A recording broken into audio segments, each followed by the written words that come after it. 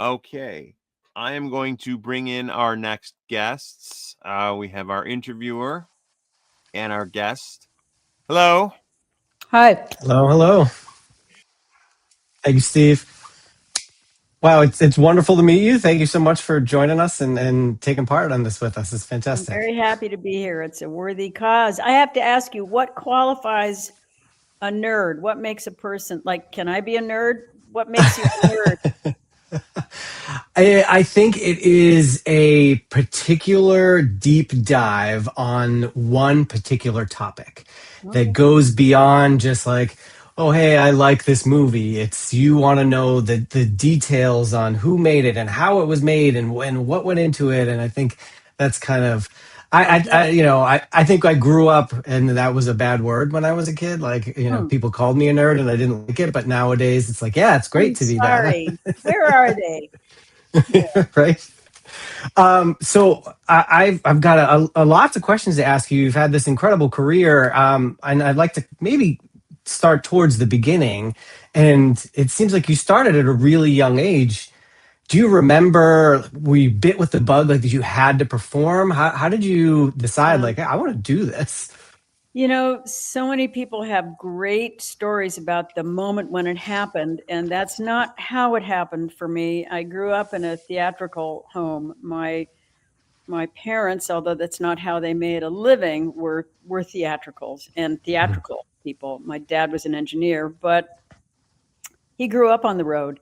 His parents, my grandparents, were vaudevillian actors, and so he literally grew up in a trunk, traversing America in a train and performing in tents, and all of that. That was his life, and he loved it.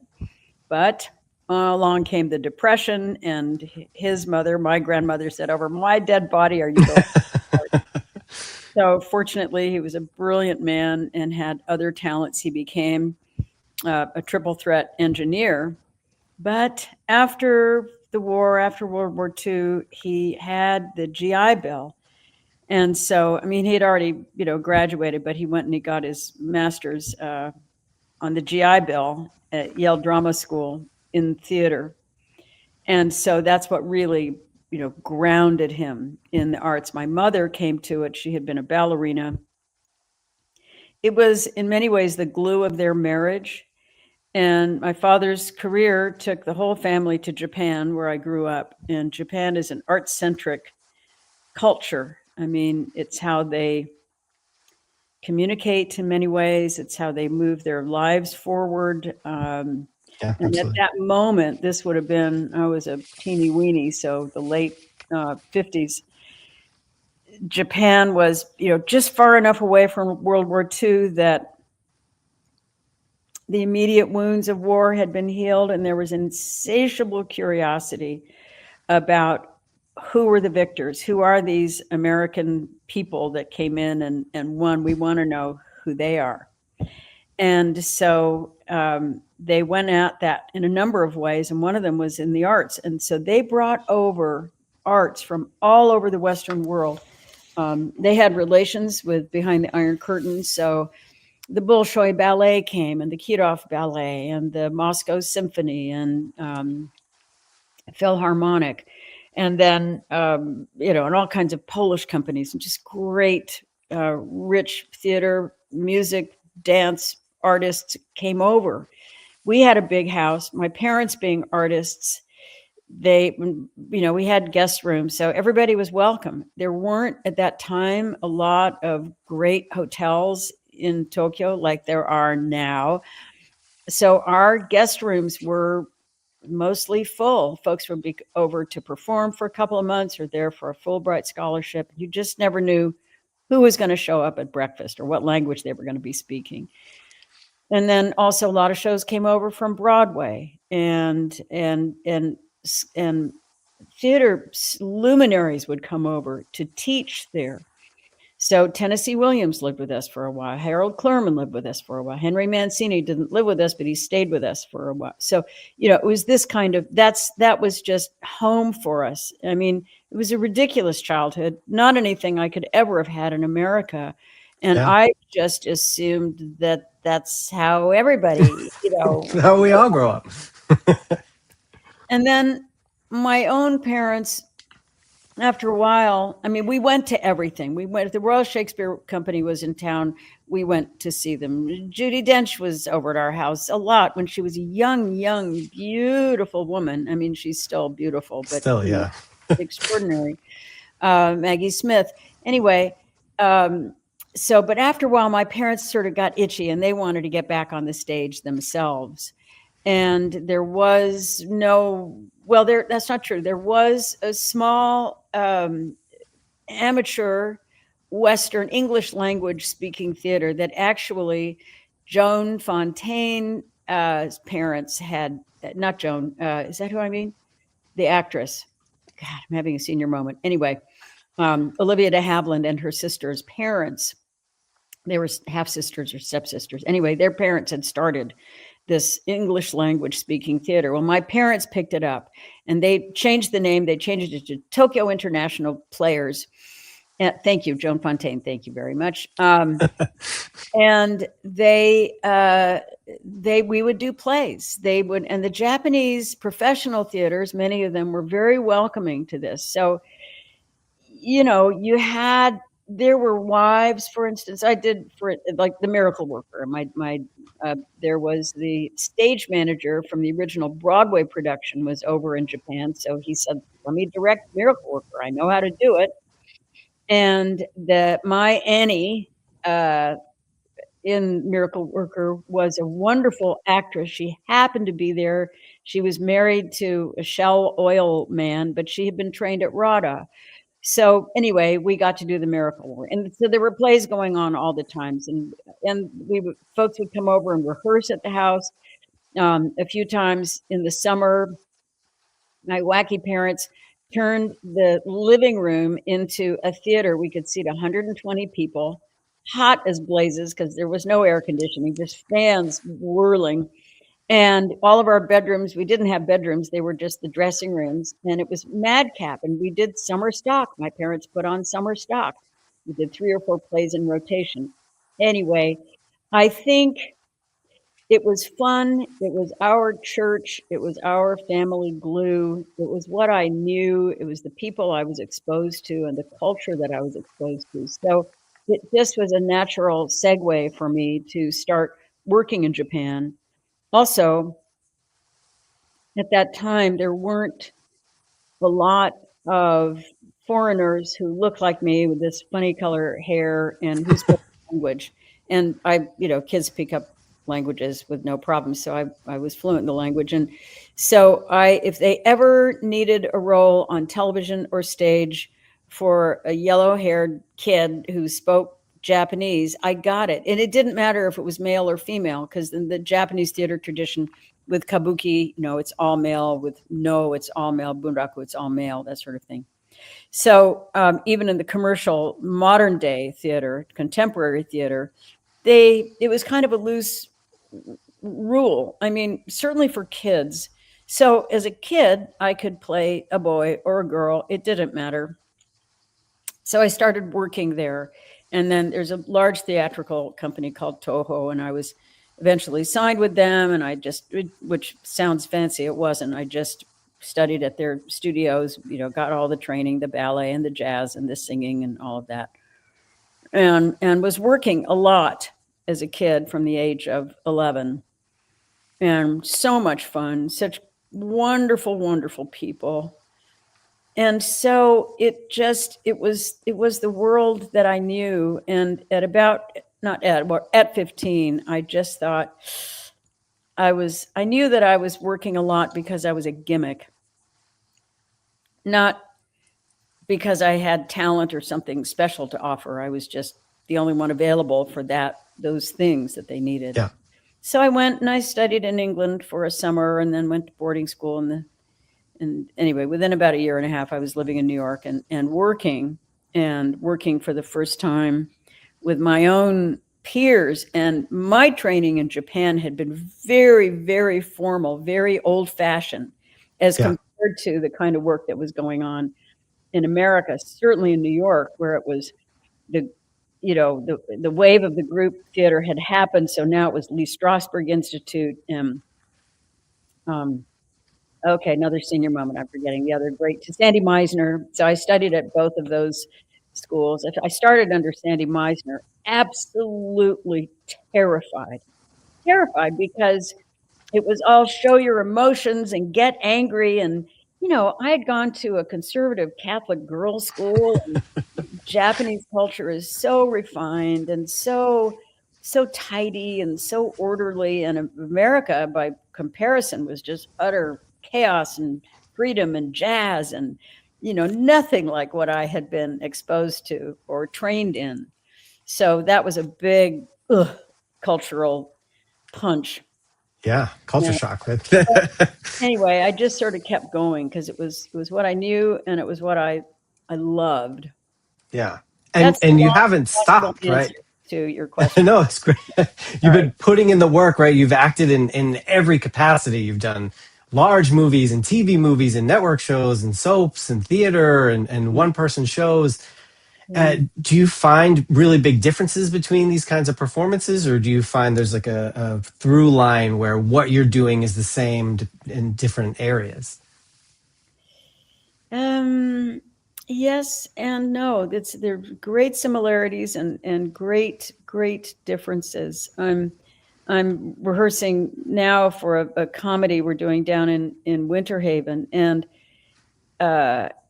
rehearsals are pretty grueling. They're fun, but they're grueling. And I think because comedy needs to be so precise.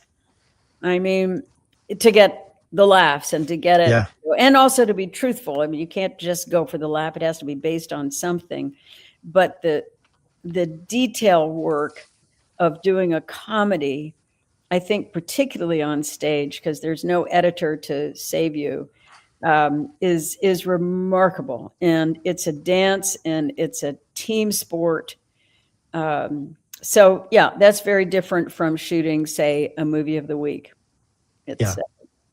But what is the same is, of course, memorizing your lines, but getting to know the script, the story, what the theme is, what the playwright or screenwriter is trying to say, and then how your character serves that. And then your own relationship with the character. What truth can you bring to it? What truth does it bring out in you? So that the intimacy of getting to know the character and the storyline, that process, I would say, is exactly the same, whether it's a film or a script. But of course, with theater, you step out, and for better or worse, it's you and your playmates. And if it falls apart, you got to pick up the mess and keep going. Keep going, yeah. Where with film, you shoot out of sequence. You can always cut and do another take. If you've missed the mark entirely, God willing, you'll have a wonderful editor who will save you in the editing room. So, in that sense, it's a very different art form. Yeah. You've made me think of something. I'm going to kind of jump a little bit to talk about your singing career. And I'm also a musician, so I kind of understand the difference there's in the studio and then there's performing live. And do you kind of look at it like that, as when you're making a film or a television show, it's kind of in the studio, you can work on it, get it right, get the edit right, but then when you're playing it live, it's like, that's it, you got the one chance. Gotta get it. Unbelievable. I never thought of that. That's a brilliant correlation. Totally different. And I've recorded 4 or 5 albums, but that is not a lot of time in the studio and recording studio, and costs money.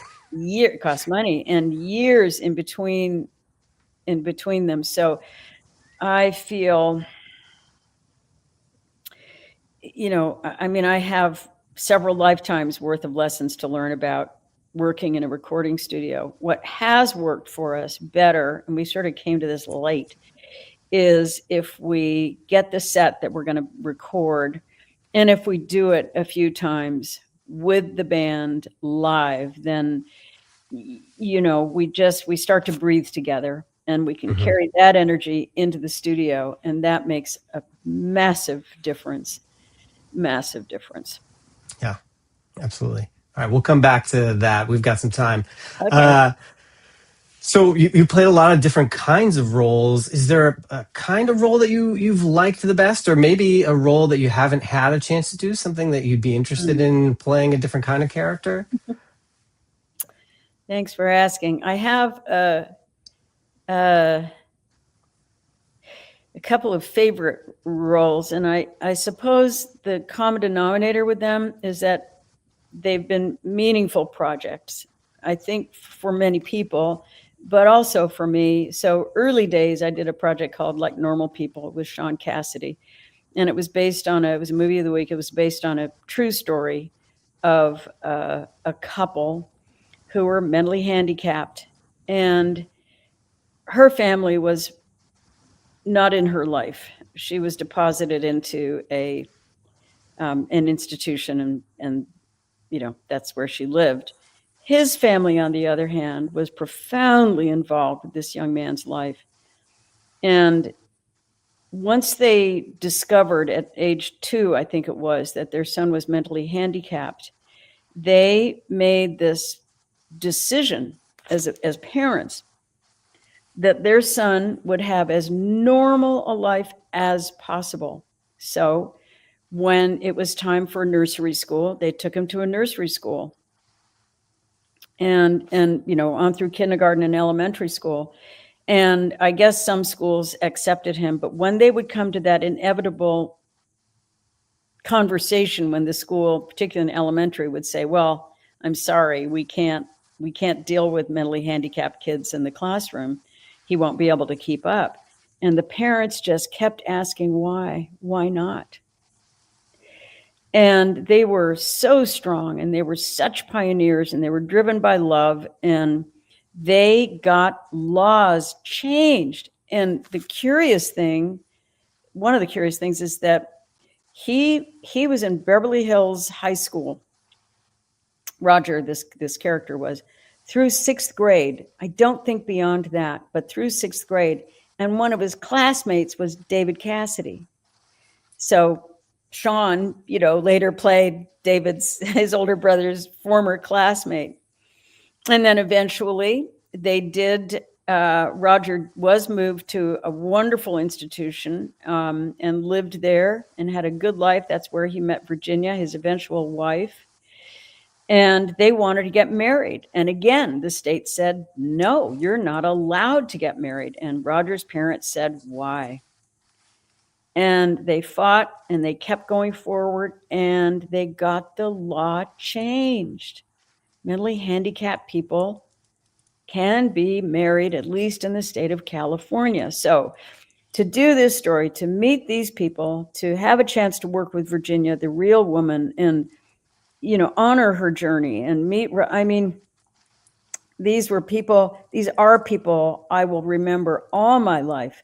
I had never been able to witness that kind of courage. And I remember I was on the set standing with Roger's parents at some point, and they were so upbeat. They were so happy. They were so, gung-ho and cheery and hugely energetic. And in a quiet moment, I said to them, how can you've been through so much, and why are you always so happy?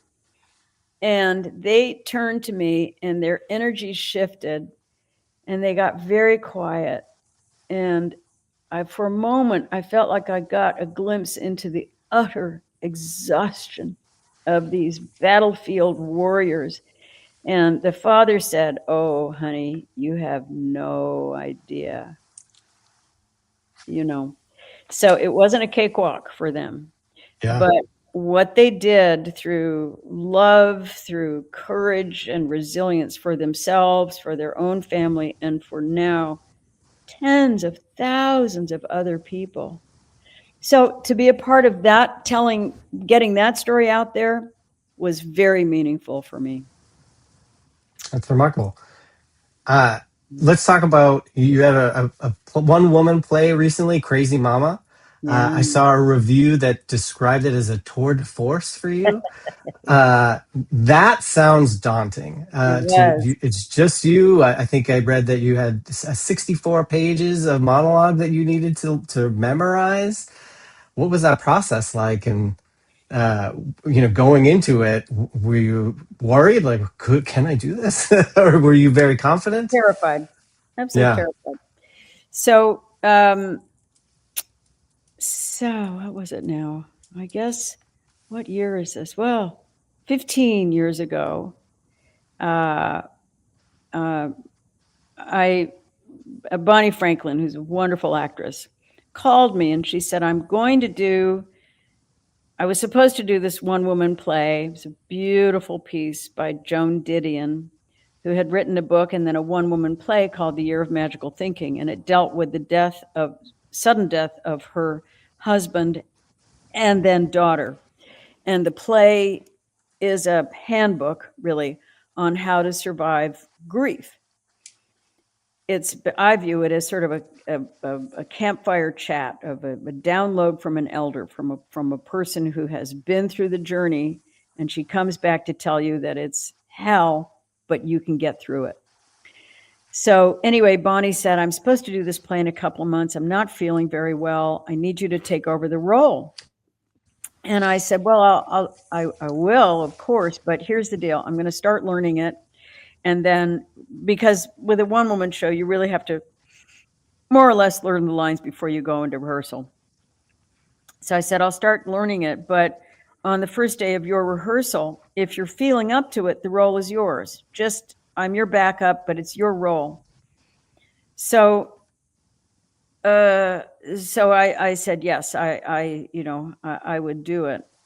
And few weeks, not that many, 4 weeks, maybe 3 go along. And my own mother was given a terminal diagnosis. And she had 6 months to live. So I thought I can't do it. And I have to call Bonnie. And so I was going to tell Bonnie and my director the next morning that thank you so much, but Bonnie's really going to have to, pull her bootstraps up and be a big girl and do the role, only to receive a phone call that Bonnie had died.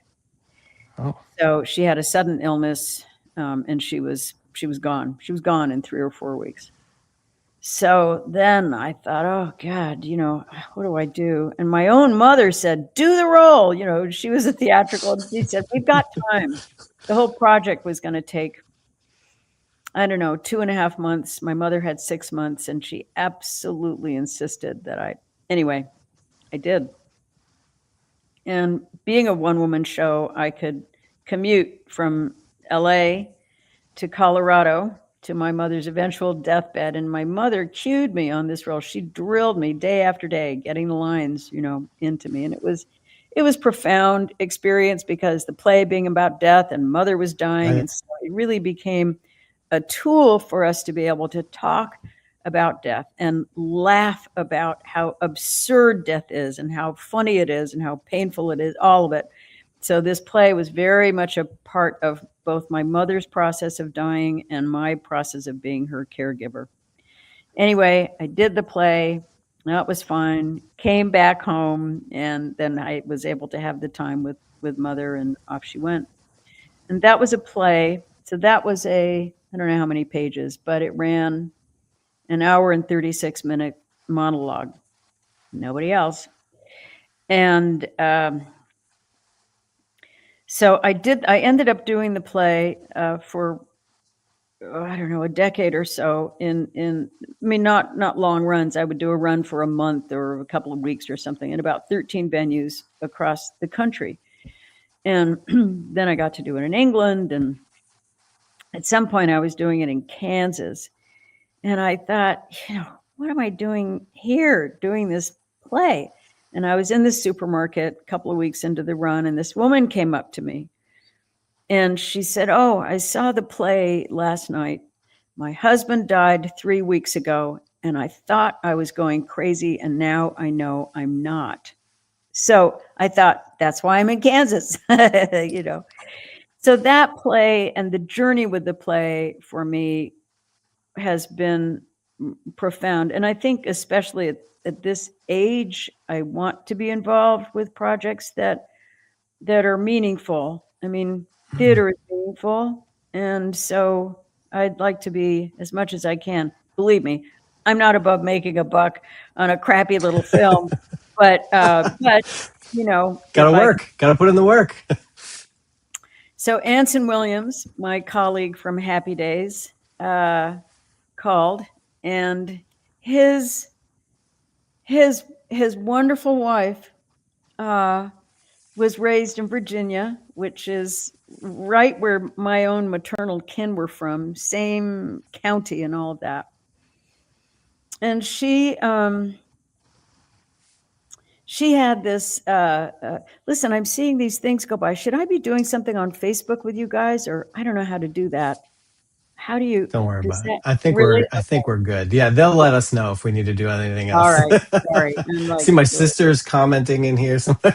okay. All right. Yay, sister. What was I prattling on about? Oh, so Sharon Scott Williams, Anson's wife, she'd made her way as an ad executive in New York. So she wasn't a writer per se, but she wrote copy all her life. That's how she, paid her bills. So she was a wordsmith.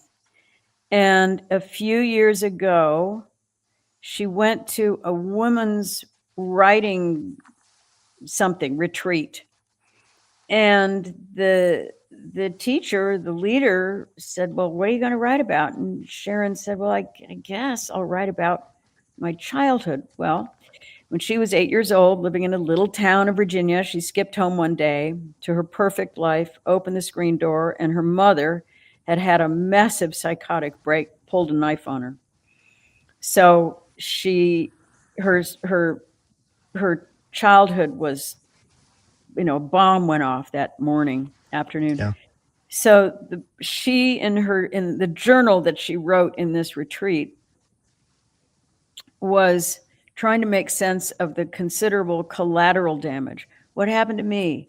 What happened to my father? What happened to their marriage? What happened to my brother? Who was that doctor? Who was that horrible doctor? Who was that wicked nurse?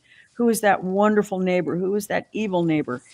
All those things that she'd never given herself the time. She was just busy being her and having her career and raising her kids. And anyway, this was the moment, with considerable hindsight, to write the journal, which is beautiful and long. And then Anson said, that's nice, honey. Now turn it into a one-woman play. And she was like, what the hell? I've never written a play. And he said, I know, you'll figure it out.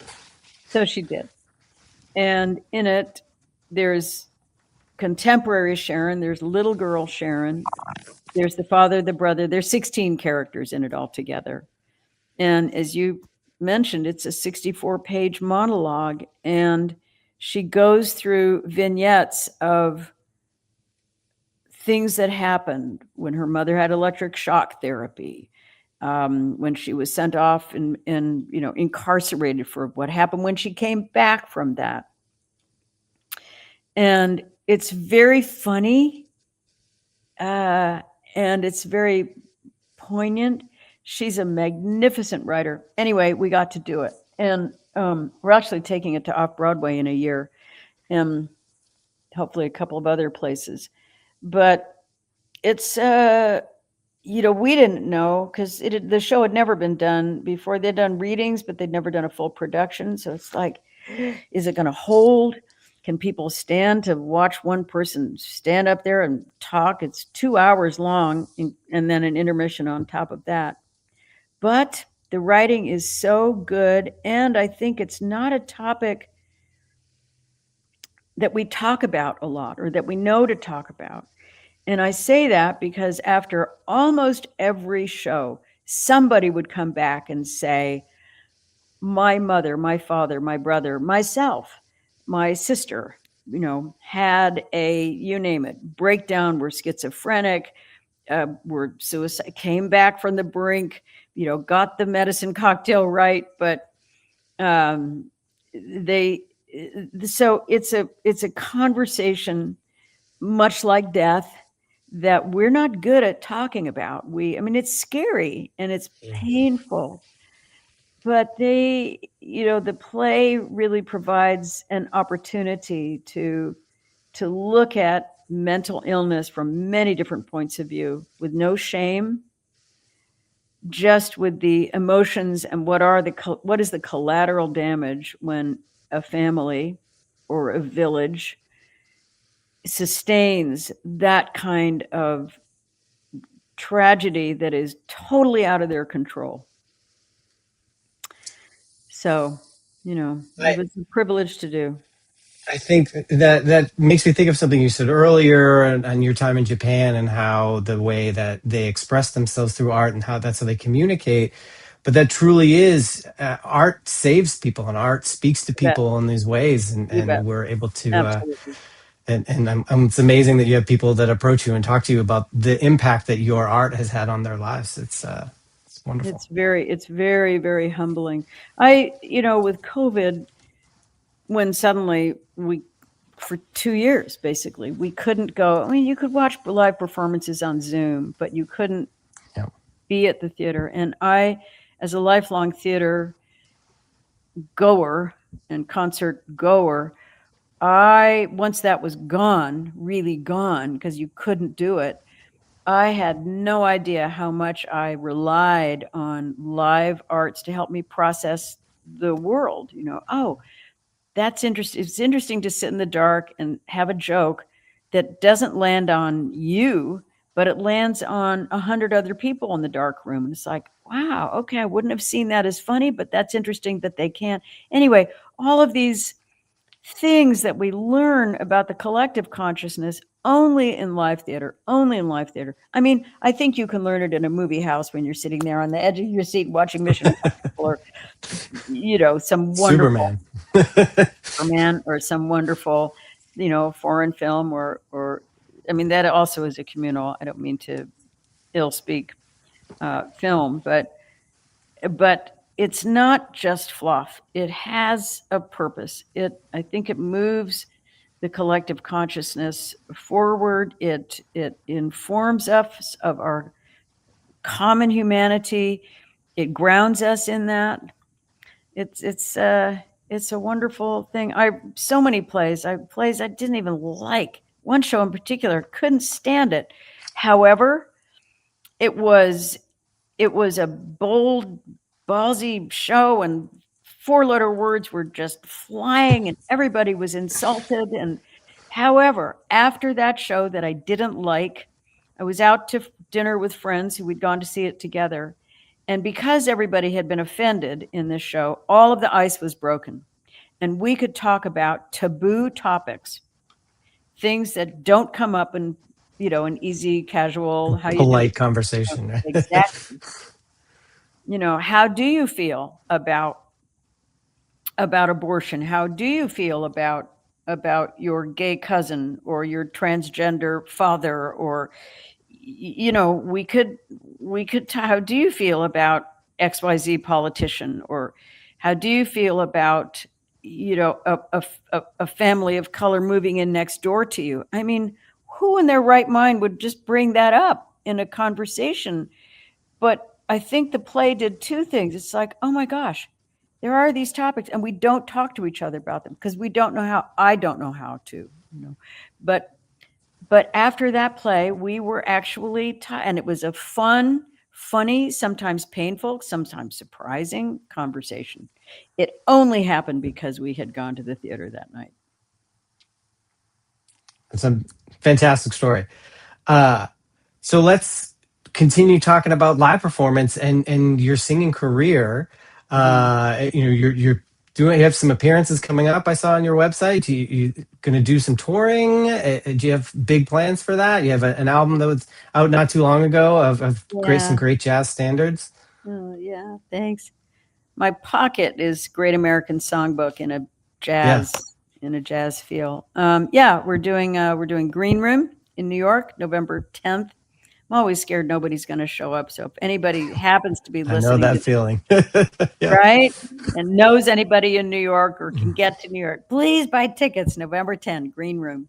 The music is interesting, but what do you play, by the way? What is your thing with music? I'm a guitar player. Excellent. Classical, jazz, pop? I play guitar in a heavy metal band, actually.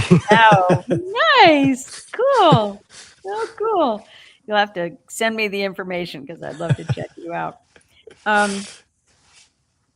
So, I did musicals growing up, loved that. And also, well, Tokyo was jazz crazy. So when I was growing up, so Anita O'Day was over there a lot. Helen Merrill was there. So, and again, I'd be over at the house and stuff. So I was aware of jazz. My parents listened to that era of music. So that was sort of the soundtrack of my childhood. Then coming to work in the States and being with television, I was not singing, and I really missed it. And didn't know how I was going to somehow find a way, because you don't really get a chance to sing on television. And that's where I was working for the most part at that time. Well, with the tragic advent of AIDS, there were a lot of fundraisers that happened in LA. And the easiest way to put together a fundraiser is to get everybody to stand up and do one song and do a couple of group numbers. So I got invited into that, which introduced me to this wonderful group of Los Angeles musicians. And then one day, somebody, actually one of the producers on Happy Days, wonderful Renaissance man, Jimmy Dunn. And Jimmy, on our U.S. tours, Jimmy also composed music. So we would stand up and do some songs together. We'd do the national anthem together. And so Jimmy called at some point. And he said, I'm putting together a show in a little cabaret hole in the wall. And will you do a couple of our duets? It's like, sure. No pressure on me. It was Jimmy's show. So he did the thing. I did his beautiful duets. And afterwards, the proprietor, Tommy Rolla of the Gardenia Bar and Grill in Hollywood, came up and he said, so when are you going to do a cabaret act? It was some of the most terrifying words someone has ever said to me, because in the moment I felt that he'd thrown down the towel. And I knew I had to say yes. And he introduced me to a director and a music director, and we made a show. And we did it at the Gardenia. And honestly, I was petrified, because cabaret work, it's so different from theater. You're not hiding behind any character. There's no story per se. It's you. It's you. And when you stop singing, it's time for you to talk. When you stop talking, it's time for you to sing. It's like being on a train, and you better be in the saddle or you're going to miss it. So, but I lived through it. I didn't pass out, and said most of the lyrics right and sang more or less on key. And it was fun. But what I discovered with that is autonomy. I didn't have to sit around and wait for the phone to ring, hoping somebody would offer me a job. I could call my music director, my musician friends, call my director. We could make a set list. We could write a show. I could call a club and ask if I could book a date. They wouldn't always say yes, but somebody would. Yeah. So music came back in my life, and it wasn't a career thing. It was really just for the joy of having music back in my life. And as I say, I could do it independently. I didn't have to. It could be self-generated. So, I mean, kind of egocentric. It's like, I've got to do a song and I've got to but anyway, it's how it happened. And that then over many years took on a momentum of its own. It took me back to Broadway to do a musical. It took me to regionals, and I would do musicals every once in a while. And then about 16 years ago, well, I had a wonderful, wonderful music director, Ron Abel, who was a great mentor and chosen family, wonderful friend, like a brother to me. And however, my feeling was I always wanted to go towards jazz, a little more bluesy, a little more jazzy. And Ron's forte was show tune. So I was given an opportunity to do a show in New York, and they said, like a variety tribute to Gershwin.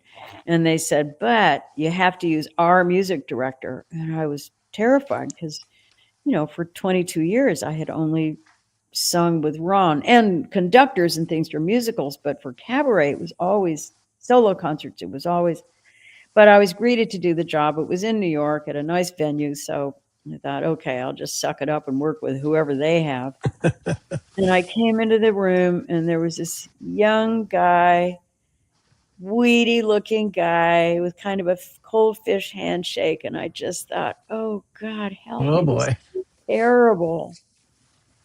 And then he turned around and he put his hands on the piano and my life changed. It was just this gusto, this soulful powerhouse, Ted Firth. So that was it. Ted and I have been together now for 16 years musically. And if he's not available, I will, of course, happily work with other people, but he's my guy. We get each other musically. I say that's very misleading because he is the leader in this. He is off the charts brilliant. But I think there's some sensibility, there's some sense of humor in it. He is a wildly, wildly talented individual. And he works with a lot of great singers and musicians.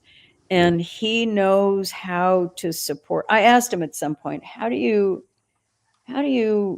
support a singer? What is your thought process as you're playing? And because it's never the same twice. And he said, well, it's about the breath. He watches them, but I don't know, he's got a third eyeball somewhere in his head, and he watches and feels. And when the singer is taking a breath, ergo, they can't be singing. So then Ted, in a fraction of a second, through his now incredibly sophisticated and honed intuition, he has several choices. Do I play silent? Do I echo the sentiment? Do I presage the sentiment that's about to come? Do I put in a lilt of another song? I mean, there are 1,000 variations that he could come up with, and he does like that. And then he pulls back so he works with the singer to support, to extend the emotion that you're putting there. And boy, to have that support and inspiration on stage, nothing like it. Yeah. And the more I sing, I just turned 70 the other day, but at this stage, and I felt this for about 8 years now, music has become more important to me. The joy of music is so profound, and to literally, maybe particularly in these difficult days for our country, to be involved with harmony, is profound. I mean, it is physically healing. I heard the great Diane Reeves refer to any song she takes on as a spiritual discipline. I mean, how cool is that? Because you have to give over to it. You have to give over to what the song wants to say, to how the music wants to move people. Anyway, the journey is mysterious and profound and is spiritual, because music says what words can't, right? Yep. Yeah, that's wonderfully put. And so you're working, and your latest album, This Could Be the Start. Yeah. It is just so many great songs. And is it Ted that's picking the songs that you're doing, or do you say, hey, these are some that I think that I would like to sing, or does he come with you and say, hey, let's do How High the Moon? How does that work? It's a really fun process. So I met however long ago, 20 years or so, it's a great girl named Deborah Grace Weiner, who's one of those nerds, because she holds the Great American Songbook in her brain. She knows all the stories of who was sleeping with who when they wrote that song at 2 a.m, on the flight to Paris, or, that kind of thing. She's got all the stories, and she knows minutia, and she knows forgotten songs, and she's a curator. She's a writer, but she curates. She runs a series now at Dizzy's, Jazz at Lincoln Center. So that's kind of her caliber. And after I worked with her, I took her to lunch and I said, I'm never going to do a concert without you, again, that you don't help me build. And she's a dear friend of Ted's. So the three of us, well, what'll happen is I'll come up with some theme. Okay. And for taking a chance, I think that was really coming out of COVID. It's like, okay, here's this moment of reinvent. Not that the theme translates to anybody, but it was our sort of, when we would start to get lost of like, what song do we do? We would have sort of our trajectory of true north, is that's kind of what we want to explore. And is it you step out into the world and take a chance and fall apart, or what do you dream of? Some dreams come true, other dreams crash and burn. So it was songs sort of in that arena. So I have a list of songs, baby list of songs, and I will listen to a lot of music. So I will find feels that I like.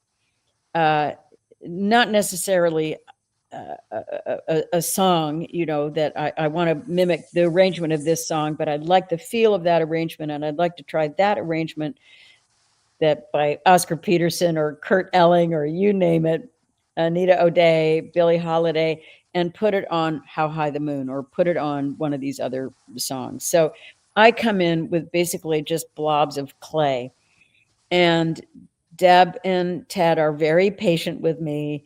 And then of course because they know what the theme is going to be. So they've brought in, and we start off with a list of about 100 songs, 80 to 100 songs. And we spend long hours, and we gossip, and we play a song, and we throw things out, and we fall in love with songs. And we eventually hone it down to a list. And then the list gets shorter of songs we want to do. And then they just, like a jigsaw puzzle, they just kind of fall into the order. And then we finally have our set. But it takes a long time. And it takes us coming together and then being apart for a couple of weeks, sometimes longer because everybody's busy. So it's a long, stewy process, because we've worked together so much now. We've got a shorthand, of things. And but we try to push each other. We try to push each other out of our comfort zones. And Ted, bless his heart, I mean, my musical vocabulary is pathetic. So I have to come at it from a storytelling point of view, or from the atmosphere that I'd like to create. So like on How High the Moon, I said to Ted, it's like you're feeling because that tension that we build. I wouldn't know how to tell him you go from A flat to E flat to B flat. Wouldn't, but I can say it's the tension between where you are and where you want to be. And he goes, got it. What about this? And then he comes up with it. So thank God he puts up with me. But it is so much fun to do that. I mean, sometimes it's frustrating. We'll go for a couple of sessions and it's like, shit, nothing that we tried worked. But even that is part of the learning curve. But it is profoundly joyful. We've just done that in preparation for the show in November, and then we're going to record that as an album, those songs as an album in March. So sometime next year we'll have another something album to look forward to. Yeah. So it's getting towards the end of our time. So Duffy's Dough. This is a very different project for you. How did you get involved, and what's that been like? It's so creative in a very different way. Yeah, Patrick Duffy is my partner, my life partner. And about 80 years ago, his mother had been gifted a sourdough starter that's been kept alive in his family all these years. And one evening he said, because he would bake the breads, we'd take it to friends' house, and they'd say, oh, this is really good bread. And Patrick said, rightly said, I should start a business. It's like, of course you should. So we started making in our garage. We started to, but also we wanted to be like Paul Newman wannabes. It's like we want to do what Newman owned. So we'll make it in the garage and then we'll sell it and then we'll give all the profits away. That's really the only plan that we had. A business friend said, well, you're crazy to try it, but if you must, do an all-in-one kit. So you've got the starter and the baking pan and all the things you need to make the bread, and sell it online. Don't go through retail, and start with like 200 kits and see if you like it, see if you can do it, see if you. So we did, and we made 200 kits. We had to make the starter, dehydrate the starter in a certified kitchen, but then we'd take it home and all the rest of it, we'd bring some friends over, crank up the rock and roll, and we'd do assembly line parties. And finally we had 200 kits made, and we launched in September, and hoped that we might be able to sell all of them by Christmas at the end of the year. And so we had some PR, and People Magazine picked us up, and all 200 were sold before noon on the first day. So we were like, yay. Oh no, because now what? Now we need to make more. Yeah. So we did that however, it's a horrible business plan, because once you have the dehydrated starter, you never have to buy it again.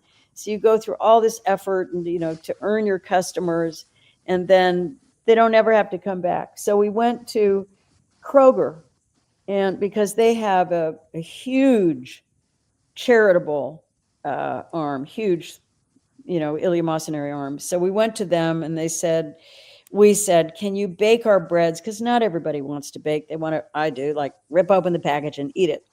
So they took us on. We have a comprehensive licensing deal. We have 5 brands of sourdough, all of our recipes that they replicated.